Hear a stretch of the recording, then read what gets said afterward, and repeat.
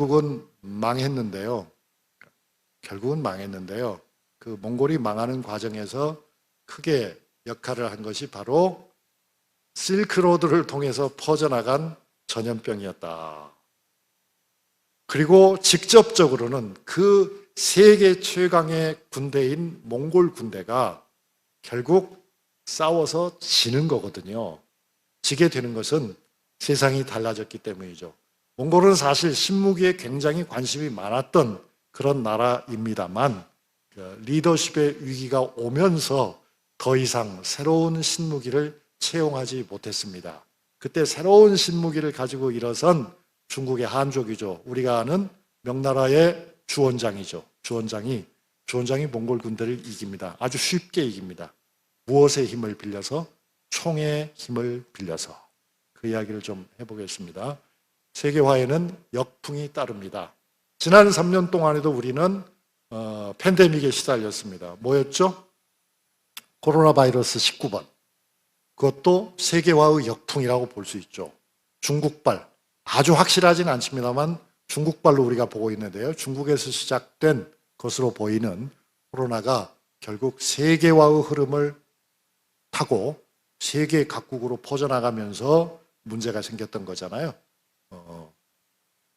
몽골 시대에도 마찬가지였습니다. 그 실크로드를 따라서 우리 모두가 알고 있는 흑사병이죠. 흑사병이 번져나갔다. 그 다음에 이제 큰 문제는 자잘한 건 다 빼고요. 재정적인 문제도 있었습니다. 제국이 망하는 데는 항상 재정 위기라고 하는 것이 있습니다. 그러니까 국가의 부채가 어느 정도 이상 커지는 것은 굉장히 위험한 일입니다. 그런데 이제 그렇게 팬데믹 얘기를 하면은 시민들이 꼭 저한테 그런 질문을 해요. 그런데 교수님, 그때 고려는 안전하지 않았습니까? 왜 고려는 문제가 없었죠? 라고요. 그거는 아마 폐쇄적이었기 때문일 것입니다. 그러니까 고려와 몽골이 연결되어 있긴 했지만 우리가 짐작하는 것처럼 인적, 물적 교류가 그렇게까지 활발하지는 않았던 것 같습니다. 그것이 이제 상대적으로 우리를 지켰고요. 그 다음에 또 하나 덧붙여서 말씀드리면 예나 지금이나 이번에 코로나 경우에도 다른 나라보다는 우리나라가 방역 수준이 높았어요. 그건 왜 그렇죠? 우리 한국 사람들의 생활은 이제 정부가 잘한 것도 있지만은 시민 개개인을 가지고 말하면은 굉장히 위생적인 관념이 투철하거든요. 그러니까 과거에도 한국 사람들은 전염병이 유행하면은 환자를 격리하고 일단 접촉을 하지 않아요. 그리고 움직임을 중단해서 흐름을 막아요. 그런 일들에 모두가 다 협력을 잘 하거든요. 개인의 자유를 조금 양보해서라도 전염병이 퍼져나가는 것을 막으려는 노력을 함께 합니다. 그럼 우리나라 사람만 그런 것 같아요. 서양 사람들은 그런 협력이 잘 안 됩니다. 이제 공포의 학살자, 이 전염병, 흑사병이 퍼져나가는 이야기를 아주 짧게 하겠습니다. 시간이 별로 없기 때문에요. 1331년 중국을 출발해가지고 이게 무역로를 따라서 퍼져나갔다. 유럽 인구가 심지어는 3분의 1에서 2분의 1까지 감소했다. 어마어마하죠. 이게 이제 자료 화면을 보시면은 손이 막 굵직하게 그려져 있잖아요. 퍼져나간 흐름이 보입니다. 또 다른 자료 화면을 보시면은 피해자가 얼마나 많이 나타났는가를 색깔이 짙으면 짙을수록 피해가 많이 발생한 곳을 표시한 거죠. 이게 이제 교역 루트를 따라서 그대로 전해지고 유럽 안의 교역 루트를 통해서 유럽 안에서 아주 빠르게 전파된 것을 우리가 확인할 수 있죠. 그 과정에서 이제 유대인도 박해가 되고 그러는데요. 이 흑사병의 피해가 커지면서 유럽에서는 노동력이 줄어들고 성직자도 충원이 안 되고 군대도 유지할 수가 없게 돼요. 그래서 이제 임금이 상승하고 그래서 또 오히려 근대가 출발할 수 있는 하나의 조건이 마련되기도 하였습니다. 그리고 이제 중국 쪽으로 시선을 돌려서 보면은 본래 이제 중국 사람들은 화약을 가지고 대포를 처음 만들기도 했지만 총을 만들거든요. 그 과정에서 초옥이라고 하는 사람의 역할이 컸습니다. 초옥이라고 하는 이가 주원장, 명나라를 세운 주원장의 부하인데 이 사람이 화포를 다양하게 개발합니다. 그리고 다양하게 개발된 개인이 휴대할 수 있는 무기로서의 총이 대량으로 생산됩니다. 그걸 가지고 결국 몽골군을 이기는 거죠.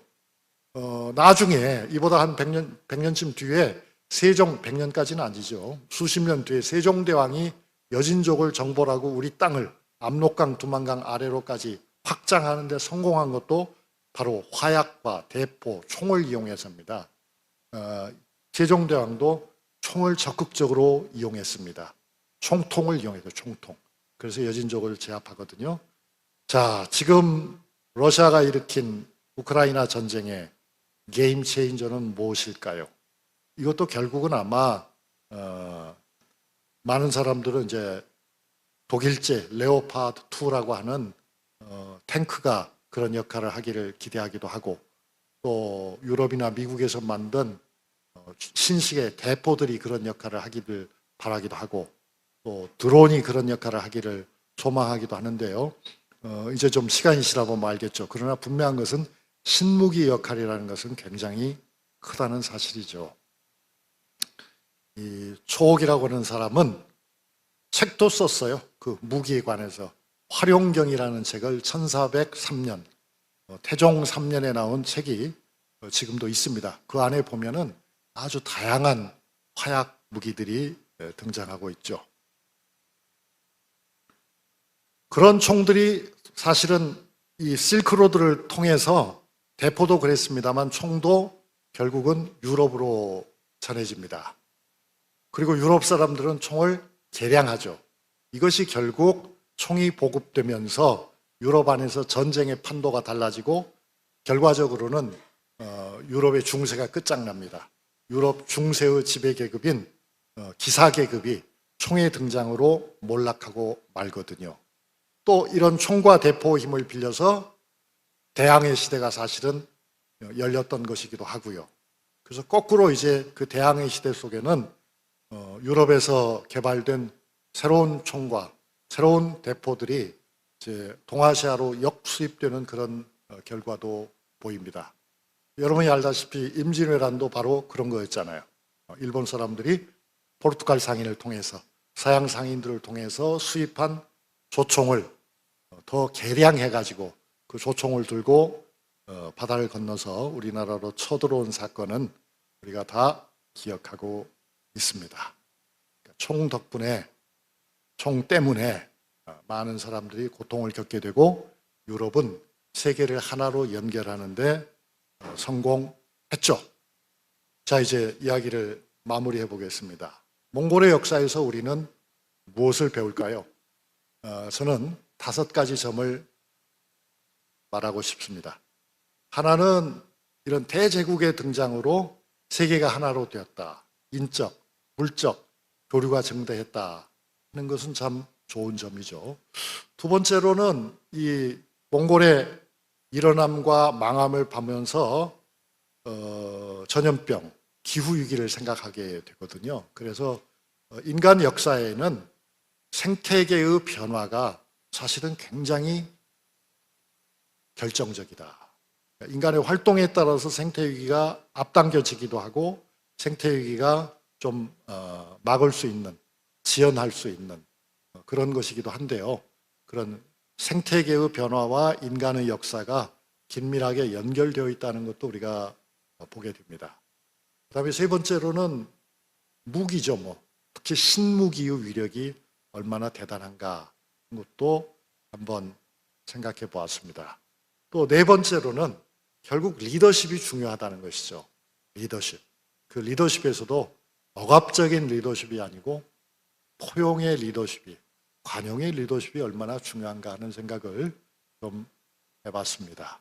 그리고 끝으로는 분열이죠. 내부 분열이라는 것이 굉장히 심각한 문제가 될 수 있다. 특히 전성기라고 생각할 때 시작되는 이 내부 분열. 이것은 억압을 통해서 모면할 수 있는 위기가 아니고요. 대화와 화해를 통해서 결국 공존을 위해서 연대를 목적으로 할 때 극복될 수 있는 위기가 아닌가 하는 생각을 해보면서 오늘날 현대 대한민국이 안고 있는 여러 가지 문제들도 몽골 역사 안에 점점이 알알이 박혀 있는 것이 아닌가 하는 생각을 해봅니다. 역사 만병통치약 아닙니다. 역사적 교훈 우리가 얻기 힘듭니다. 그러나 자세히 생각해 보면 역사 안에도 우리가 가야 할 길, 지나온 길뿐만 아니라 가야 할 길이 비춰지는 것이 아닐까, 보이는 것이 아닐까 그렇게 생각해 보았습니다. 여러분 감사합니다.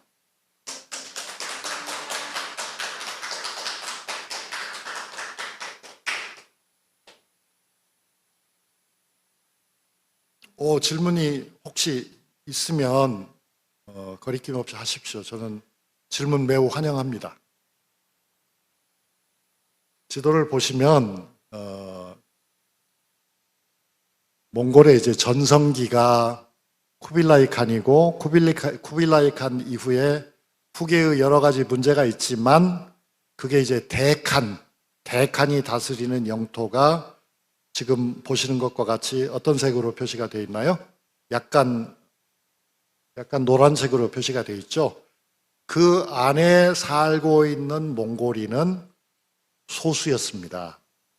소수이고 진짜 몽골인들 우리 오고타이 한국, 차가타이 한국, 킵차크 한국, 일한국의 지배자로서 역할을 했죠.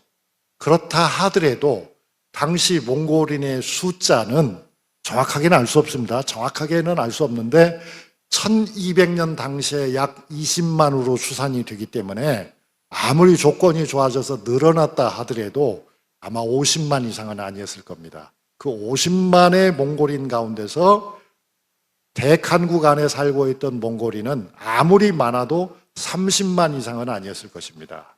그런데 대칸국의 인구는 얼마나 됐겠습니까, 여러분? 중국 땅을 이미 다 포함하고 있기 때문에 이것은 이미 이 당시에도 억이 넘었죠. 그러니까 몽골인 자체로는 전체 땅을 도저히 직접 다스릴 수가 없었어요. 그래서 굉장히 많은 수의 생목인을 지금 여기 보이는 일한국이나 킵차크 한국이나 차가타이 한국으로부터 수용했던 것입니다. 그리고 이제 중국 북부 지역에 있는 한족들 가운데서도 협력적인 사람들을 통치원으로 대거 발탁을 했던 거고요. 이제 그렇게 해서 몽골은 유지가 되었는데 몽골이 망한 다음에는 원나라가 망한 다음에는 당연히 이 대원 제국에서 지배자로 있었던 몽골인들은 상당수가 오늘날의 내몽고 지역으로 가게 되고요. 일부는 외몽고 지역, 즉 지금 현재의 몽골로 귀환한 사람들도 상당히 있었을 것입니다. 그런데 이제 흥미로운 사실은 이 몽골의 원나라 제국의 마지막 황제가 누구예요? 마지막 황제가 순제라고 불리는 인물인데 그 사람은 절반의 한국인이었죠. 왜냐하면 그게 바로 그의 어머니가 우리가 누구나 잘 아는 기황후라고 하는 인물입니다. 혹시 기씨신가요? 네, 고맙습니다.